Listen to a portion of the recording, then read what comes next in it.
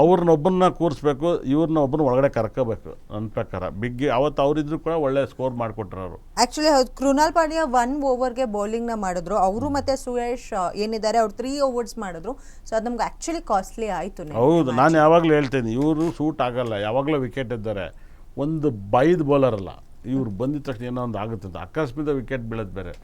ಒಂದು ಇವಾಗ ಚಾಲೆಲ್ಲ ಆಗ್ತಾಯಿದ್ರೆ ತುಂಬ ಭಯ ಆಗುತ್ತೆ. ಚಾಲೆಲ್ಲ ಭಾಳ ಬಿಗ್ ಹಿಟರ್ಸ್ ಆಗ್ತಾರೆ. ಹಾಗೆ ಇವ್ರನ್ನ ನನ್ನ ಒಂದು ಪ್ರಕಾರ ಇವರೊಬ್ಬರನ್ನ ಕೂರಿಸಿ ಅವ್ರನ್ನ ಒಳಗಡೆ ಕರ್ಕೊಂಡ್ಬಂದ್ರೆ ಒಳ್ಳೆಯದು, ದಿ ಬೆಸ್ಟ್ ಅನ್ಸುತ್ತೆ ನನಗೇನು. ಅಂದರೆ ದೇವದತ್ ಪಡಿಕ್ಕಲ್ ಇವತ್ತು ಆಡಿಸ್ಬೇಕು ಅಂತ ಆಡಿಸ್ಬೇಕು. ಅವ್ರು ದೇವದತ್ ಪಡಿಕ್ಕಲು ತುಂಬ ಒಳ್ಳೆ ಫಾರ್ಮಲ್ಲಿದೆ ಇರೋದ್ರಲ್ಲಿ. 1 ಡೌನ್ ಎಲ್ಲ ಬೆಸ್ಟಾಗಿ ಆಡಿಸ್ಬೋದು 100%. ಪಿಚ್ಚನ್ನ ಅರ್ಥ ಮಾಡ್ಕೋಬೇಕು.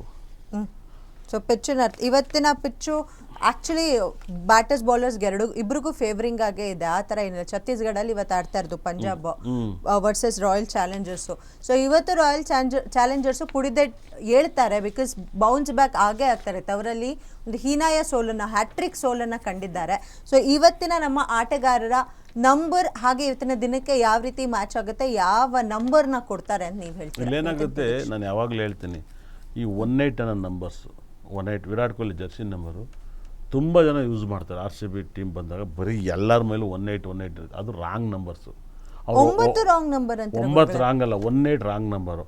ಅದು ಒಬ್ಬರೇ ಏನಾಗುತ್ತೆ ಗೊತ್ತಾ, ಹಿಂದೆ ಬೇರೆ ಪ್ಲೇಯರ್ ಜರ್ಸಿ ನಂಬರ್ ಇರಲ್ಲ. ಭಾಳ ಅರ್ಥ ಮಾಡ್ಕೊಳ್ಳಿ. ಇವ್ರೊಬ್ಬರೇ 18 ನಂಬರ್, ಬೇರೆ ಯಾವ ಪ್ಲೇಯರ್ದು ಒಂದು ಜರ್ಸಿ ನಂಬರ್ ಹಾಕಿರಲ್ಲ, ಇವ್ರೊಬ್ಬರನ್ನೇ ಹಾಕಿರ್ತಾರೆ. ಸೊ ನ್ಯೂಮರಾಲಜಿ ಪ್ರಕಾರ ಯಾವುದು ಅದ್ಭುತವಾದ ನಂಬರ್? ಯಾವ ಅದ್ಭುತವಾದ ನಂಬರ್ ಅಲ್ಲ. 9ಕ್ಕೆ ಬಹಳಷ್ಟು ಒಳ್ಳೆ 9 ಆಗಲ್ಲ, ಅಲ್ಲಿ 18 ನಂಬರ್ಸ್ ಬೇರೆ, 9 ಬೇರೆ 18 ಬೇರೆ ಅಲ್ಲ ಗುರುಗಳೇ.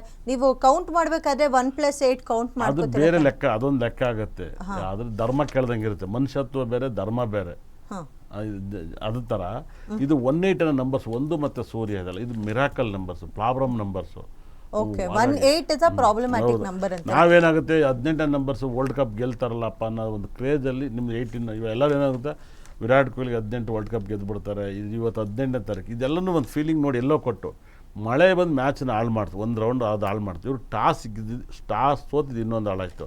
ಮತ್ತು ಸೆಲೆಕ್ಷನ್ ಮಾಡಿದ್ದು ಇನ್ನೂ ರಾಂಗ್ ಆಯಿತು.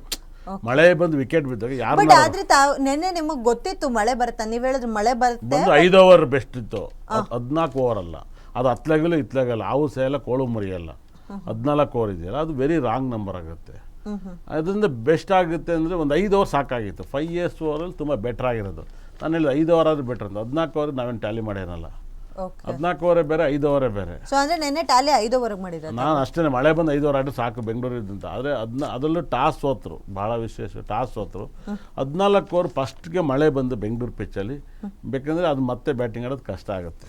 ಓಕೆ, ಸೊ ಇವತ್ತಿನ ಪ್ಲೇಯರ್ಸ್ ಭವಿಷ್ಯ ಹೇಳ್ಬಿಡಿ. ಹೇಗೆ ಆಡ್ಬೋದು ರಜತ್ ಪಾಟಿದಾರ್ ಅವರು? ಅವ್ರಿಗೆ ನಂಬರ್ಗೆ ಹೇಗಿದೆ? ಬಿಕಾಸ್ ಅವ್ರದ್ದು 29 ಚಿತ್ತಾ ನಕ್ಷತ್ರ. ರಜತ್ ಪಾಟಿದಾರ್ ಅವರಿಗೆ ಇವತ್ತು ಭಾಳ ವಿಶೇಷವಾದ ದಿನ. ಇವತ್ತು ಚೆನ್ನಾಗಿದೆ, ಇವತ್ತಾರು ಚೆನ್ನಾಗಿದೆ. ಇವತ್ತಾರು ಟಾಸ್ ಗೆಲ್ಲಿ. ಇವತ್ತು ಟಾಸ್ ಗೆಲ್ಲಿ. ಸೊ ನಿಮ್ಮ ಪ್ರಕಾರ ಟಾಸ್ ಗೆದ್ರೆ ಟಾಸ್ ಬಹಳ ಇಂಪಾರ್ಟೆಂಟ್. ಹೌದು, ಟಾಸ್ ತುಂಬಾ ಇಂಪಾರ್ಟೆಂಟ್. ಟಾಸ್ ಗೆದ್ರೆ ಫೀಲ್ಡಿಂಗ್ ತಾತಾರೆ, ಎಲ್ಲೋ ರೇರು. ಹಾಗಾಗಿ ಅದು ಟಾಸ್ ಬಹಳ ಇಂಪಾರ್ಟೆಂಟ್ ಆಗುತ್ತೆ. ಓಕೆ, ಸೊ ಟಾಸ್ ಗೆಲ್ಲೋದು ತುಂಬಾ ಅಂದರೆ ತುಂಬಾ ಇಂಪಾರ್ಟೆಂಟು ಅಂತೀರಾ? ತುಂಬಾ ಇಂಪಾರ್ಟೆಂಟು. ಓಕೆ, ಟಾಸ್ ಗೆದ್ರೆ ಯಾವ ತಂಡ ಟಾಸ್ ಗೆಲ್ಲುತ್ತೋ ಅದು ಇವತ್ತಿನ ಮ್ಯಾಚು ಗೆಲ್ಲುತ್ತಾ? ಆ ಥರನೂ ಆಗ್ಬೋದು. ಅದು ಕಷ್ಟ ಆಗುತ್ತೆ ಈ ಪಿಚ್ಚಲ್ಲಿ. ಈ ಪಿಚ್ಚಲ್ಲಿ ಏನು ಬೇಕಾಗುತ್ತೆ, first batting, second batting. Toss ನಮ್ಮ RCB ಟೀಮಲ್ಲಿ ಮಾತ್ರ ನೀವು ಟಾಸ್ ಗೆಲ್ಲಬೇಕು, ಭಾಳ ಇಂಪಾರ್ಟೆಂಟ್.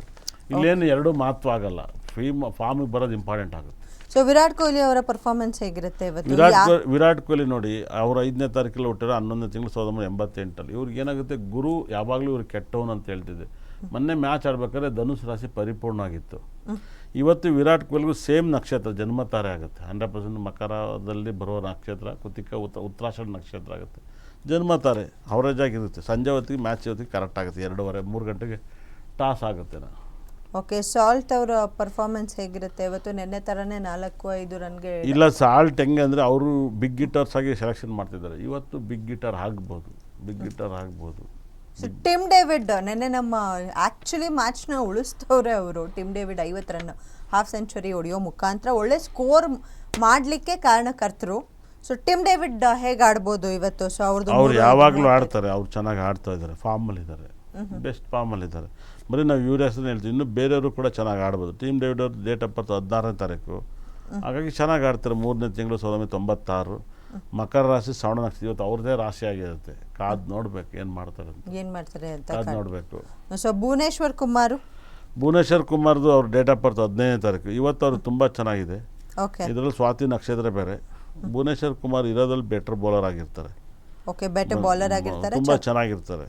ಓಕೆ ಸೊ ಯಶ್ ಇವತ್ತು ನನ್ನ ಪ್ರಕಾರ ಇವ್ರನ್ನ ಆಡಿಸ್ಲೇಬೇಕು. ಯಾರನ್ನ? ದೇವದತ್ ಪಡಿಕಲ್ ಆಡಿಸ್ಲೇಬೇಕು. ದೇವದತ್ ಪಡಿಕಲ್ ಆಡಿಸ್ಲೇಬೇಕು. ಅವ್ರು ಆಡಿಸ್ದಲ್ಲ ಇದ್ರ ದಡ್ರಾಗ್ತಾರೆ. ಅಂಥ ಒಳ್ಳೆ ಬ್ಯಾಟ್ಸ್ಮನ್ನು, ತುಂಬ ಚೆನ್ನಾಗಿ ಬೌಲಿಂಗು ಮಾಡ್ತಾರೆ.